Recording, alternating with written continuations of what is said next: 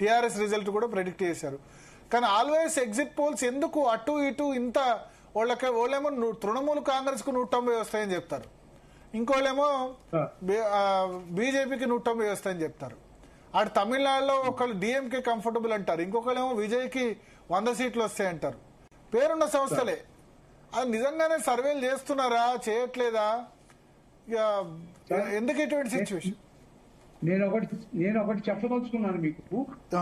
Exit poll చేసాము అంటే exit poll బట్టి కరెక్ట్ రిజల్ట్ ఎప్పుడు కూడా రాదు సార్ మీకు. ఫస్ట్ మనం ప్రీ పోల్స్ 2, 3, 4 ప్రీ పోల్స్ చేసిన తర్వాత మాత్రం ఎగ్జిట్ పోల్ చేయాలి. ఇప్పుడు బెంగాల్ ఉంది, 294 సీట్లు ఉన్నాయి, 300 బూత్లు ఉంటే ఒక నియోజకవర్గానికి 88,200 బూత్స్ అయ్యాయి. 88,200 బూత్స్ లో ఎవరు కూడా ఎగ్జిట్ పోల్ నిర్వహించలేదు. కనీసం ఒక 50 స్థానాల్లో అయినా ఎగ్జిట్ పోల్ కండక్ట్ చేయాలి కదా. అట్లా కాదు సార్, నేను చెప్తా వన్ థింగ్ మా మెథడాలజీ చెప్తాను నేను. First pre poll, second pre poll, third pre poll అయిన తర్వాత మేము కొన్ని నియోజకవర్గాల్ని రికగ్నైజ్ చేస్తాం. రికగ్నైజ్ చేసి ఆ నియోజకవర్గాల్లో ఉన్నటువంటి కొన్ని బూతులు తీసుకుంటాం. సపోజ్ 294 ఉన్నాయి వెస్ట్ బెంగాల్లో, మేము 82 నియోజకవర్గాలే తీసుకున్నాము. 82 నియోజకవర్గాల్లో ఒక్కొక్క నియోజకవర్గంలో 2 బూతులే తీసుకుని సర్వే చేసాం ఎగ్జిట్ పోల్.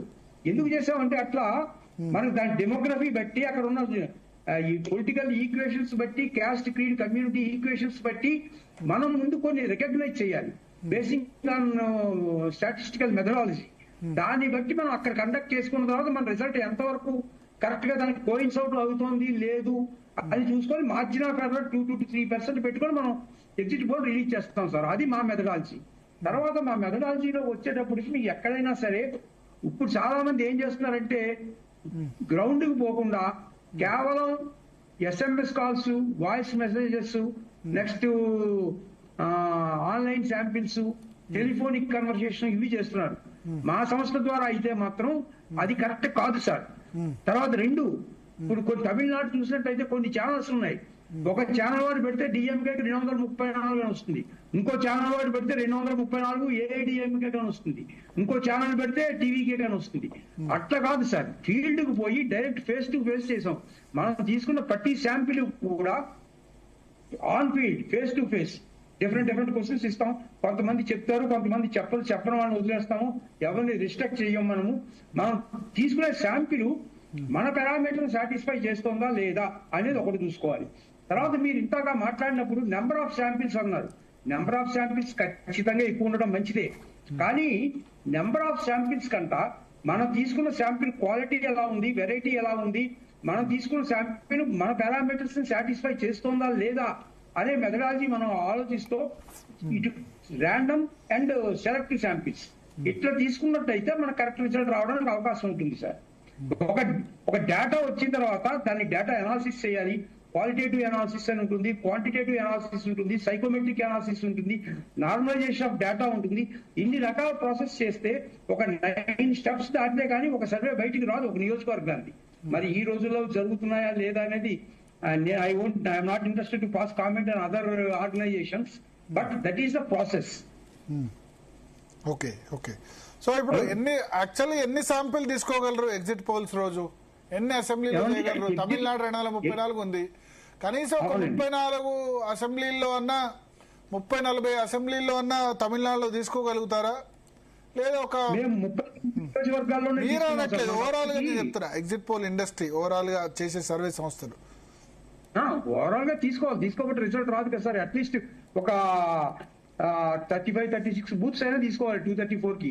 మనం ముందు రికగ్నైజ్ చేయాలి ప్రీ పోల్ సర్వేలో ఎక్కడ క్లీన్ కంటెస్ట్ జరుగుతుంది, ఎక్కడ పొలిటికల్ డెమోగ్రఫీ ఎట్లా మారుతుంది అని చూసుకొని మనం సెలెక్ట్ చేసుకోవాలి ఆ బూతులు కూడా. అట్లా చేస్తేనే మీకు రిజల్ట్ వస్తుంది సార్, కరెక్ట్ రిజల్ట్. ఏదో గుడ్డిగా పోయి ప్రజలను అడిగితే చెప్తారు అనుకోవడం చాలా ఫూలిష్నెస్ ఈ రోజుల్లో. అందరూ తెలివి మీరిపోయారు. ఇప్పుడు బెంగాల్లో చేసినప్పుడు మేము మొన్న పోస్ట్ పోల్ కూడా చేసాం. పోస్ట్ పోల్ చేస్తే 150 శాంపిల్స్ 160 శాంపిల్స్ తీసుకున్నాం ఒక్కొక్క నియోజకవర్గానికి పోస్ట్ పోల్ లో. అందులో కనీసం ఎన్ని నియోజకవర్గాలు తీసుకున్నారు సార్? ఎన్ని నియోజకవర్గాలు తీసుకున్నారు టోటల్?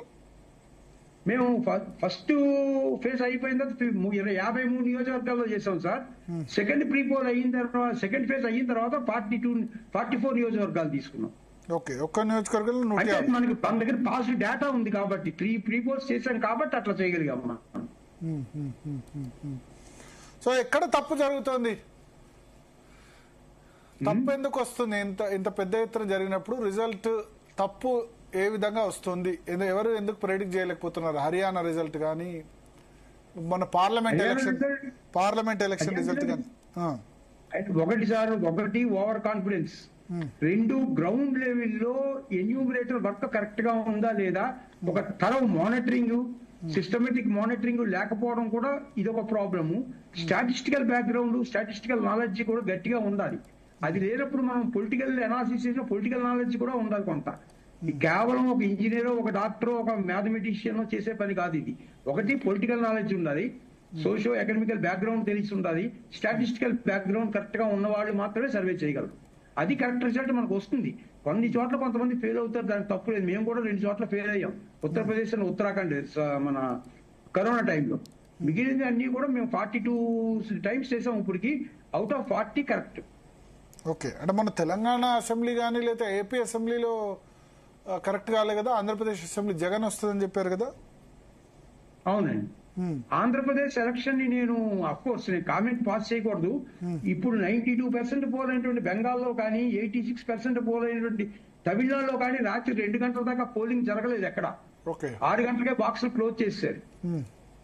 తర్వాత 45 రోజులు ఉండాల్సినటువంటి వీవీప్యాట్ 10 days లో తగలబెట్టేది ఎక్కడా కూడా. ఏ రాష్ట్రంలో కూడా ఇట్లా జరగలేదు. Why Tamil Nadu, Andhra and Orissa are different from other states? దానికి ఆన్సర్ చేయవలసింది ఈసీ. ఈసీ ఎప్పుడు కూడా ఆన్సర్ చేయట్లేదు. ఏ క్వశ్చన్ అడిగినా ఈసీ కామ్ గానే ఉంటుంది. అడిగిన దానికి తప్ప అన్నిటికీ సమాధానం చెప్తున్నారు వాళ్ళు. సో ఏదన్నా తేడా జరిగిందంటారు ఆంధ్రప్రదేశ్ ఎలక్షన్ లో? ఖచ్చితంగా జరిగిందండి, ఖచ్చితంగా. అంటే జగన్ రాకపోవచ్చు, కానీ 11 సీట్లకి పరిమితం అవుతాడు అనేది మాత్రం కల్లది. Okay okay. సో ఇప్పుడు కొద్దిమంది పూర్తి స్థాయిలో సర్వే చేయకుండానే అనౌన్స్ కూడా చేస్తున్నారని ఆరోపణలు ఉన్నాయి. అసలు ఏమి చేయకుండా ఉన్నాయండి, అట్లాంటివి కూడా ఉన్నాయి సార్. ఇప్పుడు ఇవి ఈ షాపాలజీ అనేది ఒక రోడ్డు పక్కన పాన్ షాప్ లాగా తయారైంది. ఎవరు పడితే వాళ్ళే దుకాణం పెడుతున్నారు. ఇప్పుడు ఇంజనీరింగ్ స్టూడెంట్స్ కి ప్రాజెక్ట్ వర్క్ ఎలాగైతే అమ్ముతున్నారో అలాగే తయారైంది. ఇప్పుడు షాపుల్లో కూడా ప్రాజెక్ట్ వర్క్ ఆపి ఇంజనీరింగ్ కాలేజీకి పట్టుకెళ్తారు. సర్వే కూడా చేయకుండానే చెప్తున్నారు కదా. ఏమండి, సర్వే కూడా చేయకుండానే ఒట్టిగానే అనౌన్స్ చేస్తున్న వాళ్ళు ఉన్నారు కదా. ఉన్నారు, no doubt in it. Only అట్లా వెహికల్ లోనో ఇన్నోవాలోనో అక్కడెక్కడ జరిగి ఇది నా సర్వే అది చేసేవాళ్ళు ఉన్నారు. ఇప్పుడు జ్యోతిష్కుడి దగ్గరికి పోయినప్పుడు ఏదో చెప్తాడు, కరెక్ట్ అయితే నువ్వు చాలా గొప్పవాడమని మనమే తిరుగుతాము, లేకపోతే వాడు జ్యోతికి పో. అట్లా తయారైంది ఈ రోజు సెఫాలజీ. ఇప్పుడు ఒక నియోజకవర్గంలో చేసినప్పుడు మేము ఏం చేస్తామంటే గ్రౌండ్ లెవెల్కి వెళ్ళిన తర్వాత ట్యాబ్ ద్వారా చేసి అది మాకు మా ఓన్ సర్వర్ లోకి అప్లోడ్ అవుతుంది. వాడు ఉన్న లొకేషన్, జియో ట్యాగింగ్ కూడా ఉంటుంది, ఏ ప్లేస్ లో ఉన్నాడు, ఎక్కడ ఉన్నాడు అని. ప్రతి నియోజకవర్గానికి ఒక ఇన్ఛార్జ్ ఉంటాడు, ప్రతి జిల్లాకి ఒక ఇన్ఛార్జ్ ఉంటాడు, ప్రతి 3 districts కి ఒక రీజనల్ కోఆర్డినేటర్ ఉంటాడు.